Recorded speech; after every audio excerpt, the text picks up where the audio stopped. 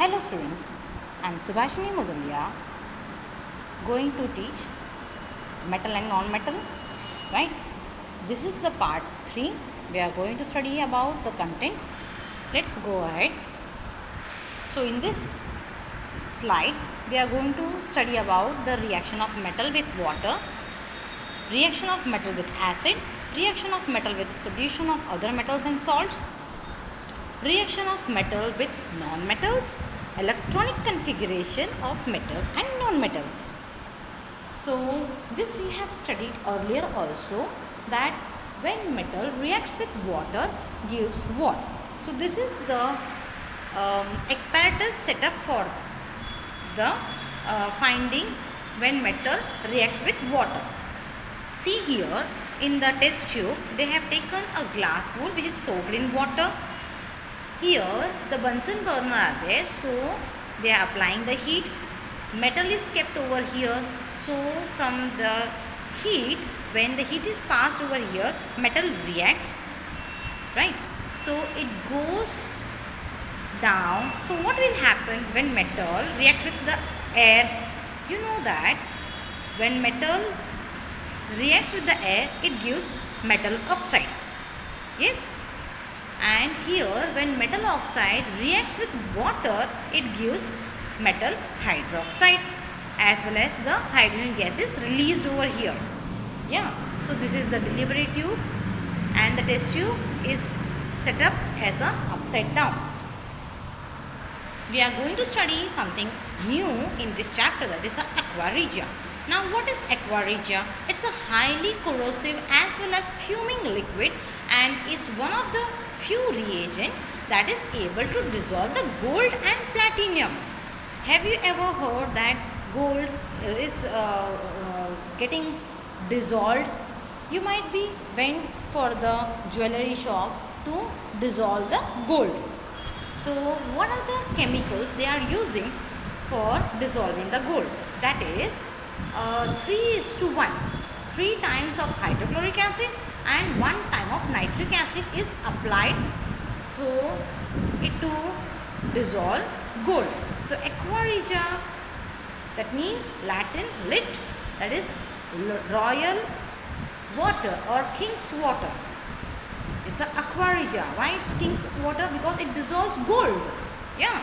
So named by an alchemist because it can dissolve the noble metal, that is a gold and platinum.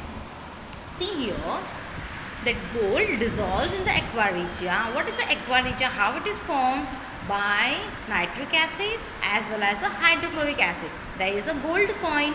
Now you can see the solution, how it dissolves, how the bubble forms, and finally it will dissolve. Yeah. So here there is the reaction of a metal with a solution of other metal salts. So we will do one experiment, that put an iron nail in the solution of copper sulfate. You know the color of copper sulfate, that is this color, sky blue color, right? So iron when reacts with copper sulfate gives iron sulfate and copper will come out. This is the displacement reaction we can say, as iron is more reactive than the copper. So it displaces the place of copper sulfate and copper comes out. So metal A, and this is a aqueous solution, so it's a salt solution, gives salt solution A and metal B. So metal B is what? Copper. Salt solution A means what? FeSO4. Salt solution B is what? Copper sulfate. Metal A means iron. Understood? So what is the color change? Here it's a blue color. What is the color of iron? You know very well, grey color. So FeSO4 it form and copper will come out. Copper is which color? Copper, that is brown color, right? So iron nails get coated with the reddish brown color. Copper and blue color of copper sulfate fades out, right? So this is of the displacement reaction. See here properly, this is the iron and this one is a copper sulfate, CuSO4. So when these two reacts, it comes and copper will go out. This is the actually a reaction of iron and copper sulfate. Understood? This is a single displacement. So see here the copper sulfate same with the reaction. This is called displacement reaction. The brown coating of the iron. Previously iron is like this. Now iron nail is this one coated with the copper. See, the color of copper will be brown like this. So copper, how you will get the copper? You will get from the solution. That is, copper will come out and will be like this. Okay. So the greenish color of the solution in the test tube shows Fe+2 ion which is present in the solution, and this shows that iron is more reactive than the copper. So Fe+2 ion have displaced Cu+2 from the copper sulfate solution. Got it? So this is a single displacement reaction in which copper has been displaced from the iron from copper sulfate.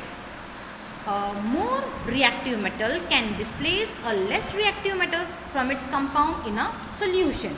See here, one more example. Iron nail is kept over there, right, and copper sulfate is there. So it forms the solution which is formed, that is a colorless. See here, FeSO4. What you can see? Copper. Copper comes out like this. Got it?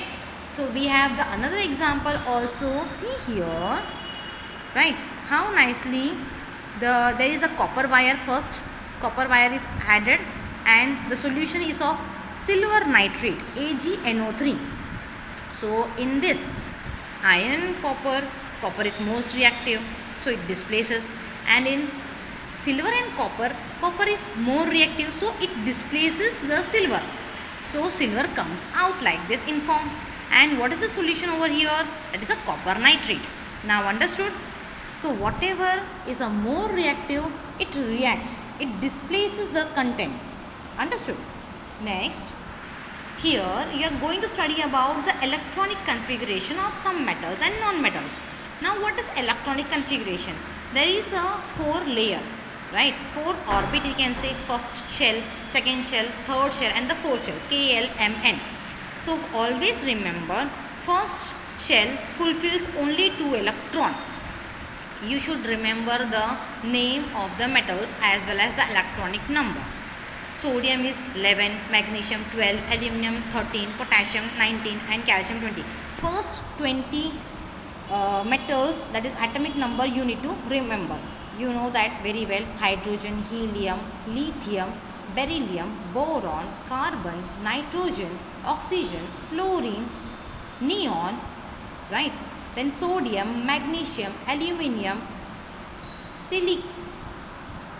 silicon, phosphorus, sulfur, chlorine, argon, potassium, and calcium. This 20 atomic number, you need to remember it. Fine. So you need to remember that the first orbit always fulfills 2 electrons, second orbit 8, and the third orbit needs 8, right? And again the fourth orbit requires 2. So that is 2, 8, 8, and 2, like that. So here it's 11. So first orbit में 2 is there, in the second orbit 8 is there, so 8 plus 2 is 10. So 11 minus 10, 1 is remaining, so 1 will come in the M block, M shell, right? So see here 20, so first 2, second is 8, third one is 8, and the remaining is 2. So why this electronic configuration is required? We need to focus on the outer orbit.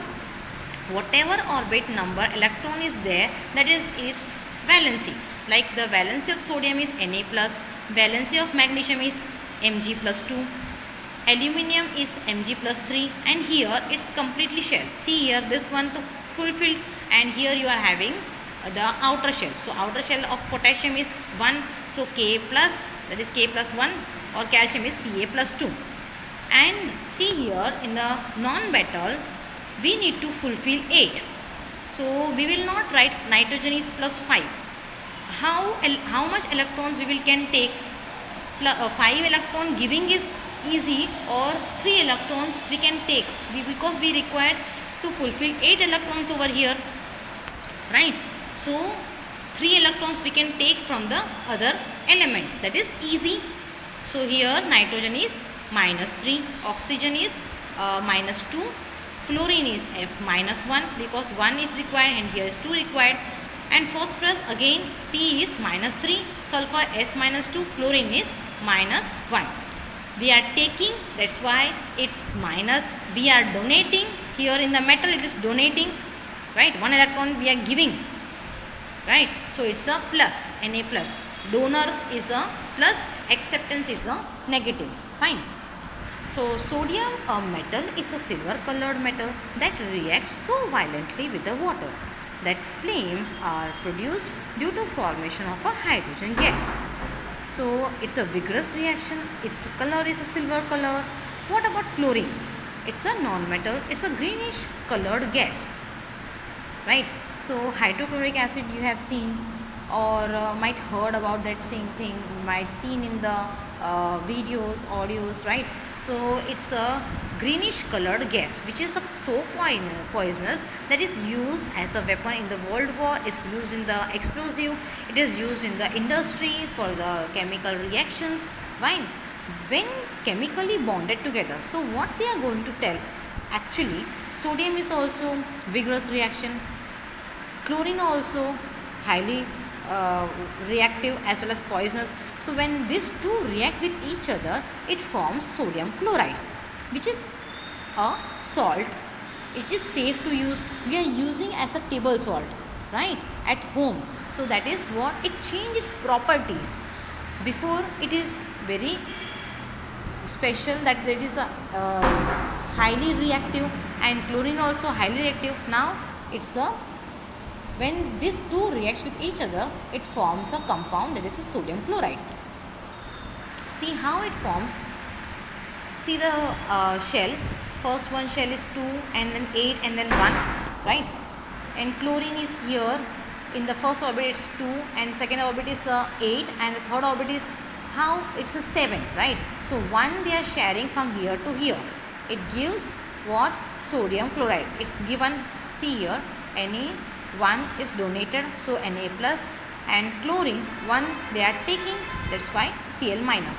See here how the electron transfer, it shows over as a model. See here, the electron from the outer shell goes from the orbit to the other. It donates. So it donates means here it is a positive, and see here it accepts, so it's a negative. Got it? So sodium 281, this is about the electronic configuration, right? Sodium 281 atom has 1 electron in its outermost shell. If it loses 1 electron from the M shell, then it is L shell becomes outermost shell. That is what you understood now? KLMN, right? So that is what actually shows over here. On the other hand, chlorine 287 is there, 7 electrons, so you need to complete 8 electrons. So you are taking 1 electron from here and it goes to here. So it's a 288. The electron lost by sodium is taken up by chlorine. After gaining 1 electron, its KLM shell have altogether 18 electrons. See, the first one is a 2 and then second one is a 8 and the M shell has 8. So total is 18 electron, but the nucleus it still has 17 proton. Obviously, the proton number will not change, only the electron is sharing, right? So this leads to the formation of chloride anion. When sodium is there, sodium is plus, so it's a cation, and chlorine forms chloride, it's a chloride anion. Fine. So there is a chemical properties difference between the metal and the non-metal. See here, when metal oxide is there, it's a basic oxide like sodium oxide, magnesium oxide, right? And it reacts with water, reacts with acid, forms ionic chloride. It forms ionic hydride also, like any metal you can take it, right? Metal, that is sodium you are taking, sodium oxide, Na2O is a basic oxide. The litmus color will turns to blue, yes, when it is in a basic oxide, reacts with water. So Na plus H2O gives sodium hydroxide. Here take example of a metal, that is a sodium, when reacts with acid HCl gives NaCl, salt plus hydrogen gas is there. It forms ionic chloride, that is sodium chloride. It forms ionic hydride, that is sodium hydride also. And here what about the non-metal? Example, you can take oxygen, nitrogen. carbon, sulfur. It's a acidic oxide, sulfur dioxide, nitrogen dioxide, acidic oxide, or neutral.